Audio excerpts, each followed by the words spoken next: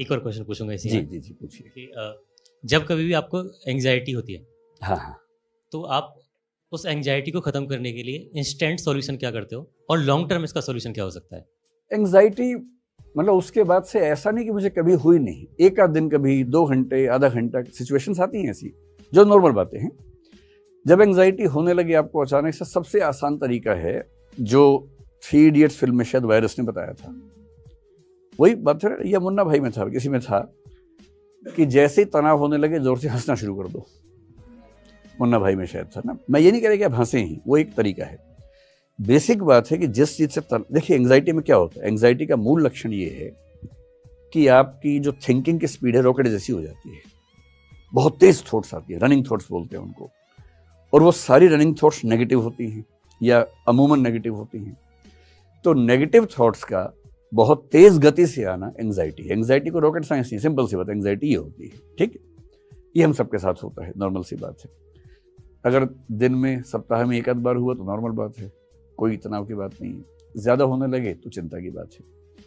और जब ये एंग्जाइटी साइकोसोमेटिक बन जाती है, साइकोसोमेटिक का मतलब है साइकोलॉजिकली शुरू होके बॉडी पे असर पड़ने लगे, सोमेटिक हो जाए। जब आपको एंग्जाइटी की वजह से हाथ पैर में थोड़ी सनसनाहट होने लगे, झुंझुनाहट होने लगे, टिंगलिंग होने लगे, मतलब वाइब्रेशंस होने लगे, सिर में दर्द होने लगे, नींद नहीं आ रही, आप करवटें बदल रहे हैं लगातार, नींद आई नहीं रही आपको, ये अब केवल मामला मन का नहीं है, अब ये मन का असर शरीर पे होने लगा है, ये साइकोसोमेटिक मामला बन गया है। ये रिस्की बात है। और अगर ये 2 सप्ताह लगातार चल गया तो ये डिप्रेशन हो जाएगा। उसके बाद डिप्रेशन की परिभाषा है कि कम से कम 2 सप्ताह की वो अवस्था हो और आप हेल्पलेसनेस, पर्पसलेसनेस, वर्थलेसनेस ये सब महसूस करें कि जीवन का सार नहीं है, मेरे आसपास कोई नहीं है, मैं अकेला हूँ, निराश हूँ, अवसाद में हूँ, हताशा में हूँ, निरर्थक हो गया हूँ। अगर ये सब फीलिंग्स लगातार सस्टेन करें तो आप डिप्रेशन में चले जाते हैं, जो कि बहुत बुरी अवस्था होती है। तो कभी आपको एंग्जाइटी हो, उससे सबसे आसान तरीका है ठीक उस समय एंग्जाइटी जैसे शुरू होने लगे उस विषय पर सोचना नहीं है, काम इतना ही करना है। पर इतना आसान नहीं, अब जिस पे नहीं सोचना चाहेंगे सारे विचार उसी पे आते हैं उस समय। तो अगर मैं कहूँ कि मेडिटेशन कर लो, वो सब उस समय होता नहीं है, मुझसे तो नहीं होता है, आपसे शायद हो जाता हो, मुझसे तो नहीं होता है। तो सबसे अच्छा तरीका उस समय आपको फिल्म देखना शुरू कर दें या रील्स देखना शुरू कर दें। रील्स में ऐसे बहुत इंटरेस्टिंग इवेंट्स होते हैं 10-10 सेकंड के।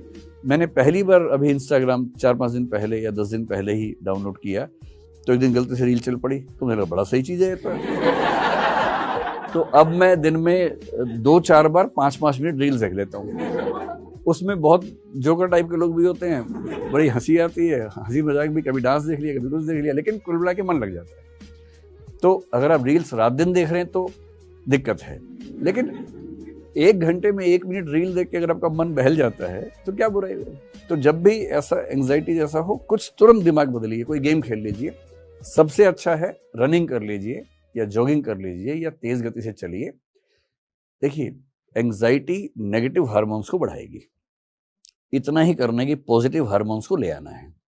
और पॉजिटिव हार्मोन्स कैसे आते हैं, अगर किसी से मोहब्बत करते हैं उसको फोन कर लीजिए, ऑक्साइटोसिन रिलीज हो जाएगा। ऑक्साइटोसिन क्या है, लव हार्मोन है, उससे आप अच्छा फील करते हैं।